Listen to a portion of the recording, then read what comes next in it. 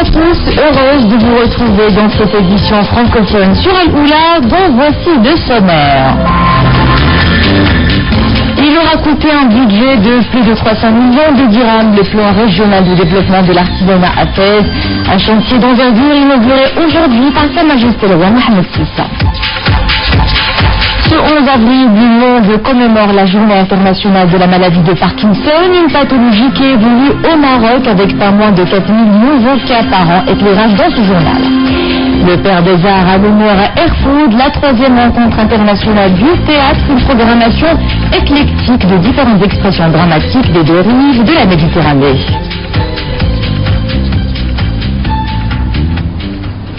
Fès, première ville du royaume à être dotée d'un plan régional de développement de l'artisanat. Aujourd'hui, ces artisans peuvent entrevoir l'avenir avec confiance et sérénité grâce à l'inauguration du pôle artisanat d'Aïn Noqbi à Fès par Sa Majesté le roi Mohammed VI, un vaste chantier qui aura nécessité un budget de plus de 300 millions de dirhams. Ça a bien acheté. Un véritable chantier structurant inauguré par Sa Majesté le Roi. Le nouveau pôle artisanal d'Aïn Noqbi est destiné à la réinstallation des artisans de la place Laïdouna dans l'ancienne Médina. Il vise également la protection de Ouadsibou contre le rejet polluant des activités artisanales, la mise à niveau et la restructuration des métiers de la dinanderie et de la tannerie, l'amélioration de la qualité des produits de l'artisanat et enfin la promotion des investissements. Le ministère a accompagné ce projet en préservant les 3 tanneries qui se trouvent dans la vieille Médina de Fès, notamment celle de Chouara, Sidi Moussa et Aïn Zlitan, et ça en les préservant avec un programme qui va bien sûr se réaliser en parallèle de ce projet. Il faut souligner qu'il y a un projet de construction d'une nouvelle tannerie dans les nouvelles normes internationales qui va coûter dans les 42 millions de dirhams. L'occasion pour Sa Majesté le Roi de remettre les clés d'atelier à des bénéficiaires du programme de réinstallation des artisans de la place Laïdouna sur le site de Aïn Noqbi. En effet, le pôle artisanal de Aïn Noqbi, ce sont 235 unités de production de dinanderie, 3 fonds d'eau comportant 272 ateliers dédiés aux sous-traitants d'artisans producteurs, dont 78 ateliers destinés aux artisans de la place Laïdouna, bénéficiaires du programme de réinstallation dans ce pôle. Cette réalisation va générer 6650 emplois. Les travaux de réalisation de ce pôle ont également porté sur la construction d'un marché des cuirs et peaux brutes et d'une tannerie traditionnelle. Outre le secteur de l'artisanat, ce programme s'est également concrétisé à travers la restauration de plusieurs sites et monuments historiques, dont plusieurs fondoks considérés comme des hauts lieux de l'histoire du Maroc et de la cité idrisside. Et ce jeudi, un conseil du gouvernement présidé par le chef du gouvernement Abdellah Ben Kiran s'est tenu à Rabat. Au cours de ce conseil, une série de projets de décrets adoptés. Il s'agit notamment d'un projet de décret définissant les critères et modalités d'octroi des bourses de mérite aux étudiants admis aux écoles et instituts supérieurs à l'étranger. Autre projet de décret également à l'ordre du jour de ce conseil, un texte fixant les prérogatives et l'organisation du ministère de la Solidarité, de la Femme, de la Famille et du Développement social. Le mystère entoure toujours la maladie de Parkinson, une pathologie intrigante. À ce jour, ses causes sont méconnues, il n'existe pas de traitement curatif. Au Maroc, les personnes atteintes de cette pathologie avoisinent les 50 000. À l'heure où nous célébrons ce 11 avril la journée mondiale dédiée à cette maladie, les recherches progressent et les spécialistes semblent être plutôt conscients. Nisri El-Hamdawi. Cet homme a perdu sa motricité. Au moindre geste, ses mains tremblent et par moments il sent une rigidité au niveau du mouvement de ses membres. Il a toujours besoin de sa mère pour l'aider dans ses tâches quotidiennes. L'homme est atteint de la maladie de Parkinson. Son état nécessite une hospitalisation. C'est une maladie due à un déficit en molécule qu'on appelle la dopamine qui entraîne un ralentissement ralentissement, donc ce qu'on appelle une akinésie, donc il y a un ralentissement des mouvements et un tremblement, la plupart c'est un tremblement de repos, et qui va entraver la vie quotidienne des patients. Pour restituer les fonctions motrices des patients atteints de la maladie de Parkinson, un traitement chronique s'impose. Mais dans les cas extrêmes, les médicaments ne donnent plus les résultats escomptés. À un stade évolué de la maladie, ces médicaments peuvent ne plus être aussi efficaces, voire même avoir des effets secondaires. Et dans ces cas-là, on peut proposer donc une chirurgie fonctionnelle. Ce qu'on fait, c'est on introduit des électrodes au niveau cérébral qui vont contrôler ces mouvements, qui vont contrôler donc cet aspect donc moteur essentiellement donc de la maladie, ce qui nous permet de diminuer les médicaments et donc d'avoir moins d'effets secondaires de ces médicaments. La maladie de Parkinson apparaît généralement après l'âge de 65 ans, mais elle touche parfois de jeunes individus qui n'ont pas encore atteint 40 ans. Au Maroc, à peu près 50 000 personnes souffrent de cette pathologie. Chaque année, 4 000 nouveaux cas sont enregistrés. La réforme du pouvoir judiciaire au Maroc, objet d'une conférence de presse tenue ce matin à Rabat. Une rencontre initiée par le réseau euro-méditerranéen des droits de l'homme en partenariat avec d'autres ONG. Tous ont présenté leurs propositions dans ce domaine dans un mémorandum. Nous en découvrons les points saillants avec Michel Toubiana, président du réseau euro-méditerranéen des droits de l'homme. Des propos recueillis au micro de Zakia Bolkas. Il nous a semblé donc utile à la fois de rappeler et de venir dire, comme nous l'avions fait il y a plusieurs années avec nos organisations marocaines, comme nous n'avons pas cessé en fait de suivre cette réforme, les grands principes autour desquels cette réforme devait s'articuler, et notamment ce que ouvrait la Constitution, la réforme constitutionnelle qui avait été adoptée.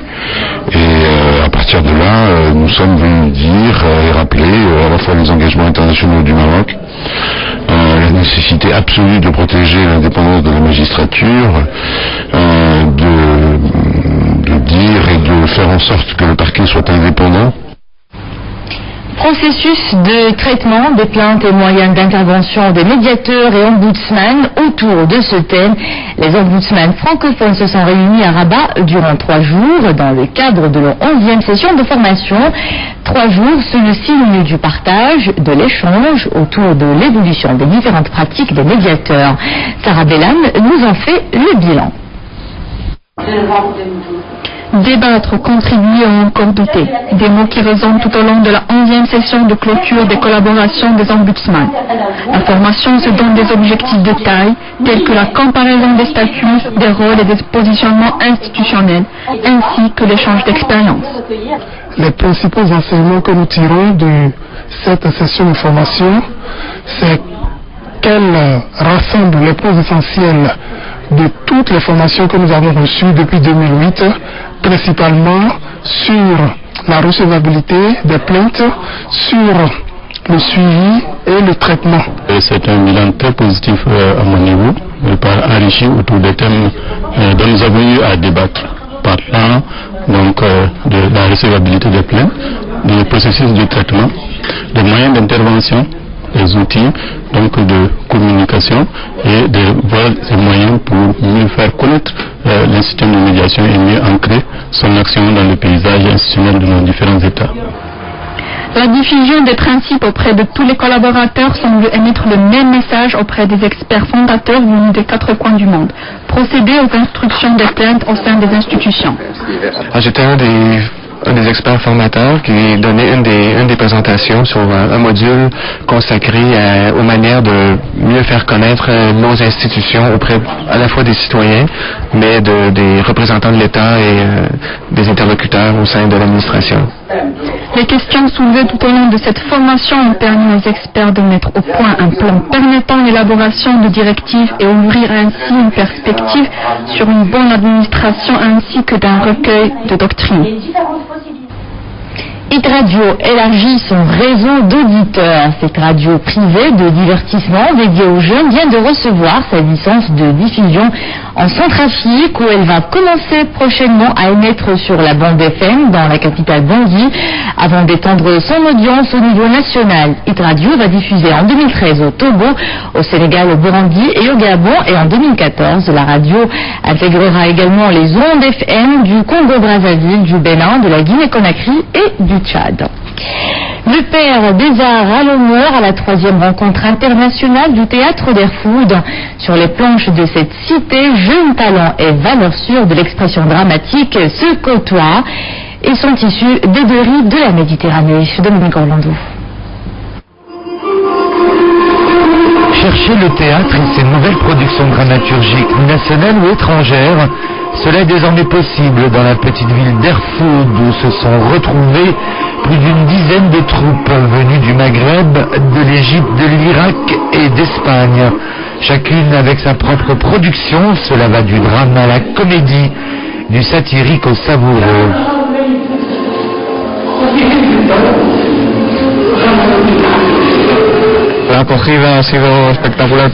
Depuis notre arrivée, depuis l'ouverture de ce festival, nous nous sentons comme chez nous à la maison, au cœur de cette montagne du théâtre.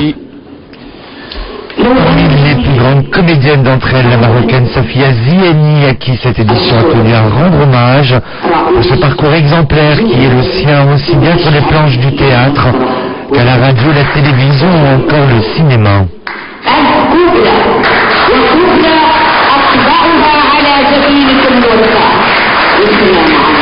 هذا التكريم هو خلف نفسي واحد الطابع جميل جدا جدا جدا مميز. عنده واحد الحالة خاصة مميزة.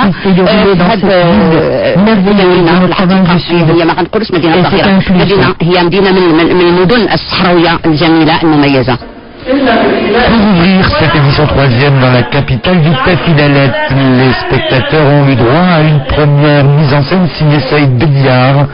Il sera suivi jusqu'au 13 avril par toute une succession d'artistes de théâtre, lesquels donneront en parallèle des ateliers d'initiation aux tout jeunes qui le souhaiteraient.